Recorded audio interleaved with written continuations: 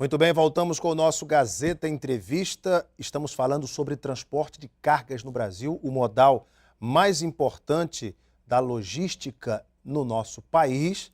Estou conversando aqui com o diretor-presidente da FETRAMAS, diretor do Grupo Bertolini, o gaúcho Irani Bertolini, diretor-presidente da Bertolini Transportes, e com a presidente da CETACRE, a empresária também do setor de transporte de cargas, Nazaré Cunha. Falávamos no bloco anterior, senhor Irani, Nazaré, sobre os custos do frete, em virtude das demandas geradas pela Lei 12.619, a Lei do Caminhoneiro, que na sua tese inicial é muito interessante, reduz os acidentes na estrada, e realmente reduziu, porque o caminhoneiro tinha também um estilo de vida extremamente desgastante, uma carga de trabalho massacrante, muitos deles trabalhando à base de drogas, de anfetaminas, né, os rebites, não é isso, Nazaré? E a lei tem esse objetivo de melhorar a condição de vida desse trabalhador tão importante para o Brasil. Mas alguns ajustes, a gente falava exatamente sobre isso, Nazaré, que podem ser feitos para que as empresas não entrem em colapso, mas que também o trabalhador tenha qualidade de vida, para que ele possa ter uma vida, obviamente, mais agradável, não se acabe nos remédios, nas drogas, para cumprir o seu prazo de frete. Vamos lá. O custo do frete, com a implementação da lei do caminhoneiro, aumentou, presidente? Aumentou. Em quanto?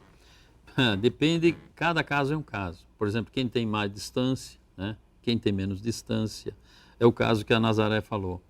Para quem sai de São Paulo para o Acre, é longe. Para quem sai de São Paulo para Belo Horizonte, já não é tão longe, porque sai de manhã, chega à noite, né? Sai de São Paulo para o Rio, sai de manhã, chega à noite. Sai de São Paulo a Curitiba, sai de manhã, chega à noite. Agora aqui não. Eram 4 dias, 5 dias, agora são 7 dias. Então, o custo aumentou violentamente. Não é só a questão do tempo do motorista. Além do tempo, nós temos que pagar hora extra para o motorista, que antigamente não se pagava. E tem mais, o nosso caminhão fica parado, o imobilizado para, ele produz menos. Além disso, nós repassamos preço, nós transportadores, mas a gente não imaginava que o custo fosse tão elevado. E nós estamos tentando recuperar essas tarifas ainda. Porque atingiu o caminhão de coleta, atingiu o caminhão de entrega, atingiu o caminhão de viagem. Então, por exemplo, o caminhão vai fazer entrega lá na Casa Bahia, fica o dia todo. Aí a gente paga 30% a mais por causa que é o tempo de espera, não é isso? Depois o... Adicional noturno. Adicional noturno. Aí chega, o motorista terminou de descarregar 10 horas da noite. Aí vem até a empresa, leva 2 horas, 2 horas e meia. Tudo isso para nós tem que pagar extra e adicional noturno. Isso tudo gerou um custo que a gente nem imaginava que nós íamos ter. Nazaré, aqui no caso do Acre, por exemplo, você que transporta até São Paulo, muitas vezes você tem que ter as suas filiais e, enfim, as suas gerências em alguns pontos estratégicos para você, às vezes, trocar até de motorista, porque ele não pode ter uma carga elevada pela nova lei. Como é que é esse processo para você? Alain, para nós que somos... isso só está sofrendo as empresas que são organizadas, as empresas que procuram andar... Que cumprem a lei. Que cumprem a lei. Porque a gente cumpre a lei, só que tem outros que não cumprem. Então, eles acham que saem na frente da gente, só que a gente não sabe o passivo trabalhista que eles estão adquirindo. Nós procuramos andar dentro da lei, fazer tudo conforme manda a lei, as exigências. Nós não... Temos realmente várias filiais nos nossos trechos que a gente percorre, mas a gente não costuma trocar de motorista, porque não tem é muito difícil. Você compra um caminhão, o motorista se sente dono. Na hora que você troca de motorista, digamos que não é igual ao ônibus. O ônibus tem as garagens, tem os pontos de apoio. Nós não temos ponto de apoio, nós não temos dormitório nas estradas. E isso é uma coisa que o governo deveria ter criado a lei, mas estivesse contemplando. Isso é obrigação do governo. Você tocou num ponto muito importante. Para que se cumpra o horário de trabalho do caminhoneiro, é preciso que ele tenha um ponto de apoio. O motorista dorme dentro da cabine, ele está ganhando hora extra. Por dormir dentro da cabine. Por dormir dentro da cabine. Se eu ponho 12 motoristas para ficar revezando, eu pago pelo que está descansando. Então, tudo isso para nós é muito difícil, é custo. E como eu estava te falando, motorista nenhum gosta de trocar, é diferente do ônibus. O motorista do ônibus, ele sai daqui para Porto Velho, chega em Porto Velho tem... Mas isso já é uma questão cultural, tem que ser... Isso aí já as empresas que vão trabalhando isso, né, Nazaré? Mas é muito difícil, porque assim, aí quebra o caminhão, ninguém sabe quem quebrou, enfim, tem que ser O motorista que começou aqui, ele tem que terminar a viagem dele. Porque até para resolver um problema já sabe que foi com ele. Exatamente. E o roubo de cargas é um problema que vocês enfrentam Problema também? muito sério, você sabe, aí na imprensa como é que é divulgado. Então, além de todos esses custos que a gente tem, ainda tem que pagar seguro altíssimo, porque quem não tem seguro tem que arcar com prejuízo, além dos acidentes, N coisas que o nosso setor tem que abraçar, né? Um ponto importante que ela tocou, da questão do seguro. Por exemplo, tu pode fazer o melhor seguro que tem no Brasil, mas se tu não cumprir a lei do motorista, digamos que o motorista esteja excedendo o horário de trabalho e tombar o caminhão, o transportador que vai pagar o seguro, a companhia não paga, não. A companhia não paga porque você infringiu a lei. É mais uma responsabilidade. Né? Falávamos dessa questão, da estrutura que o governo federal tem que dar para que a lei seja cumprida na íntegra. Não adianta colocar uma lei muito bonita no papel e a estrutura não ser adequada para se cumprir. Fala-se também, seu Bertolini, de desonerar o INSS, como já foi feito em alguns segmentos do setor industrial e etc., que incide justamente na folha de pagamento das empresas. Essa sugestão pode ser levada em conta nesse momento de mudanças na lei? Sim.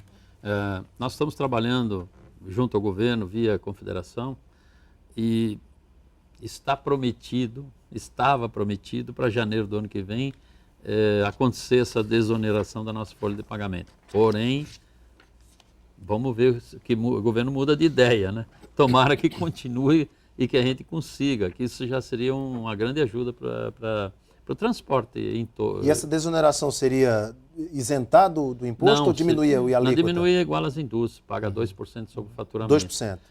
No caso, hoje se paga, só para a gente explicar para o nosso telespectador, o setor de transporte paga quanto? É o alíquota normal. 20%. 20%. Em cima da folha de pagamento, em cima da folha de pagamento do funcionário. É a cota do empregador. Olha só. E a questão é reduzir para 2%. E agora 2% em cima do faturamento da empresa. É outro cálculo. É outro cálculo. Mas dá uma redução dos 50%, depende dos casos, 50%, 60%. Que seria um alívio para as empresas. Um alívio fantástico. O problema é que o governo não gosta de abrir mão de arrecadação. Agora é o seguinte, eu tenho uma empresa de navegação e tenho rodoviário. Nas empresas de navegação foram contempladas. Nós estamos já usando dessa alíquota de 2%. As empresas tiveram que reduzir salários, isso é uma coisa que até o próprio sistema trabalhista brasileiro impede, né, que as empresas reduzam, mas tudo tem a ver também com as negociações com as categorias. Isso chegou a acontecer, Nazaré, aqui no Acre? Não, pelo contrário, né? A gente não, como você acabou de falar, a gente não pode reduzir salário de funcionário, pelo contrário. Todo ano você sabe que tem que ter o reajuste. Tem que ter o reajuste. Tem um piso já a categoria? Nós temos um sindicato, né? O nosso sindicato é forte, o Sindicato dos Obreiros, é o mesmo sindicato que briga com uma empresa de ônibus. Então, a gente paga muito benefício para os nossos funcionários. Quando você dá um benefício, jamais você pode tirar, né? É direito adquirido. Além disso, aí veio a lei do carreteiro, que coisas que você paga assim, que não estava contemplado no... Essa questão da lei do carreteiro demandou uma maior quantidade de motoristas, que já faltava antes, né? E agora, então, como a demanda é maior, não tem mão de obra, a gente acaba disputando essa mão de obra e, consequentemente, a gente tem que pagar mais para trazer para dentro da empresa. Porque por exemplo, no nosso caso, uma carreta que sai do Acre, que ele fazia 3 viagens daqui para São Paulo no mês, né? Ia e voltava, fazia 3 viagens, uma completa, né? Assim. Hoje ele faz 2, faz uma, por conta de todas essas paradas aí que ele tem que cumprir. Falávamos ainda há pouco da situação da ponte do Rio Madeira, a ponte do Abunã. E a gente sabe que, durante esse debate sobre as mudanças da lei do caminhoneiro, pode ser feita também uma gestão junto à Presidência da República, o Ministério do Transportes, etc., para que se resolva essa situação, para que realmente a obra seja tocada, como se fala, a toque de caixa, porque não se pode aguentar mais uma situação vexatória como essa.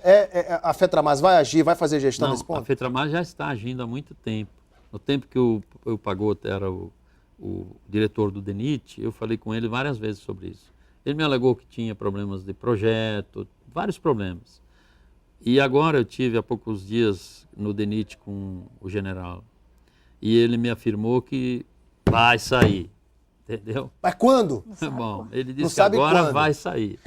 Se vai Ele sair, me vai durar prometeu- 50 Me anos. prometeu duas coisas interessantes. Uma que a BR 264, que é 264 aqui da região, né? Vai ser 364. 364. Vai ser 364. restaurada toda, vai ser recuperada toda, não vai ser Mas ele feito- deu prazo para o senhor, não? Não, ele disse que já assinou as ordens de serviço. serviço. Porque a nossa BR, Já até, foi licitado e tudo. até Brasileira, está um espetáculo. De lá até a balsa, está com um trechinho bem deteriorado, né? Até por conta do nosso inverno amazônico, que é bastante... que é muito forte. O senhor falava da sua experiência também no transporte aquaviário. Agora eu fico achando interessante, nós temos no Amazonas quase que 100% do transporte para os municípios do interior pelos rios. Pelos rios. Mas não se tem porto. Presidente, como é que é isso? É verdade. Essa questão dos portos na Amazônia é uma piada, sabe? Eram para ser feitos 30 portos no Amazonas, portos pequenos para cidades do interior. Foram feitos uns 15, 18, acho. Inclusive a minha empresa fez é o de Novairão, e é o único que está funcionando perfeitamente, né?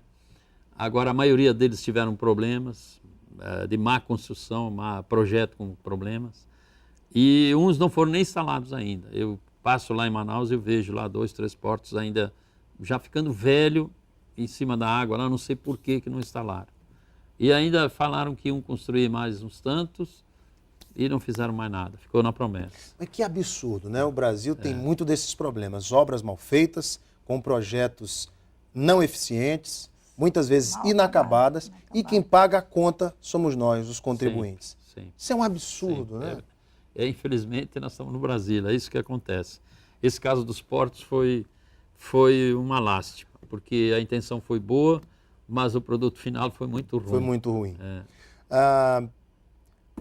Transpo Amazônia em 2014, que acontece em maio. Quem é que pode me falar um pouco desse evento? Então, vamos começar pela Nazaré, depois eu concluo, então. Então, é a segunda edição, né, da feira, que em 2012, né, foi a primeira edição, que foi sediada em Manaus, a nossa federação promoveu. E foi, para nós, assim, foi um sucesso, por ser a primeira edição. E agora a gente já está se programando para fazer a segunda, porque a gente gostou tanto que... E a Transpo Amazônia essa de 2014 vai ser no Acre? Não, vai ser lá em Manaus. Vai ser em Manaus também. Vai ser em maio, presidente. Vai ser 21, 22, 23 de maio. Já aproveito a oportunidade para convidar vocês a participarem. Muito obrigado. A primeira foi um sucesso e a segunda deve ser maior ainda. E também aos empresários daqui que queiram expor lá, já fica aqui o nosso convite. E juntamos lá os maiores transportadores do Brasil. Por exemplo, as empresas que vendem caminhões, as empresas transportadoras, todas elas podem participar da feira. É voltada para esse segmento. É voltada exclusivamente para o transporte, aquaviário e rodoviário. Fornecedores. E fornecedores pneus, combustível, caminhões, lubrificante, todos. Peças. Todos. Autopeças, né? E tivemos um 100% de venda dos espaços e um sucesso maravilhoso. Só ouvimos elogios, muitos expositores pedindo se já esse ano nós teríamos outra. Nós falamos que ela é bianual, então só o ano que vem que nós vamos ter a Transpo Amazônia. Com certeza será outro sucesso. Gente, eu conversei aqui com o diretor-presidente da FETRAMAS, o empresário Irani Bertolini, um dos maiores empreendedores no setor de transportes de cargas no Brasil, e a presidente da CETACRE, a empresária também do segmento, Nazaré Cunha. Começando pelas damas. Nazaré, muito obrigado pela tua vinda ao programa. Obrigada, Alain. Boa noite. Foi um prazer imenso tê-la aqui. Prazer meu e agradecer a oportunidade de estar aqui com você. Prazer foi nosso. Senhor Irani, prazer conhecê-lo, viu? Foi um prazer. Prazer bater um papo com boa parte do PIB do Amazonas aqui no Gazeta Entrevista. Obrigado, eu me coloco à disposição da Gazeta, do Alain, lá em Manaus, tanto em nome da federação como em nome das minhas empresas, estamos à sua disposição. Muito obrigado. Muito obrigado. Para vocês de casa que nos acompanharam, muito obrigado pela audiência e o carinho. Um beijo imenso a todos, fiquem com Deus no coração e tenham um ótimo final de semana.